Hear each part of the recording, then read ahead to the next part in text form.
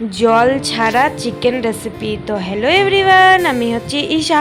তো আজকে আমি জল ছাড়া চিকেন রেসিপি করব। তো সবার প্রথমে নিয়ে নিয়েছি চিকেন, তারপরে এখানে আমি বেটে নিচ্ছি আদা রসুন। চিকেনের মধ্যে দিয়ে দিলাম আদা রসুন আর গোলমরিচের পাউডার, তারপরে ভালো করে ম্যারিনেট করে রেখে দিলাম। তারপরে এখানে আমি কড়াই বসিয়ে কড়াইয়ে দিয়ে দিয়েছি তেল, তারপরে দিয়ে দিয়েছি পেঁয়াজ কুচিটা অল্প ভাজা হয়ে গেলে দিয়ে দেবো এখানে চিকেনটা দেওয়ার পর একবার নেড়ে চেড়ে দিয়ে দেবো লবণ আর হলুদ, এই তিনটা জিনিস ভালো করে মিশিয়ে নিতে হবে।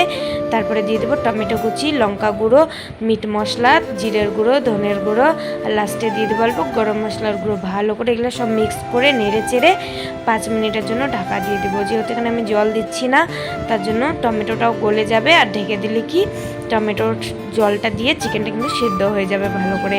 আর চিকেন হতে তো বেশিক্ষণ টাইম লাগে না সিদ্ধ হতে, তোমরা তো জানোই। আর লাস্টে দিয়ে দিয়েছিলাম 2 চামচ মতো টক দই। তারপরে টক দই দিয়ে 2 মিনিট মতো নেড়ে চেড়ে আমার রেডি হয়ে গেছে জল ছাড়া চিকেনের রেসিপি।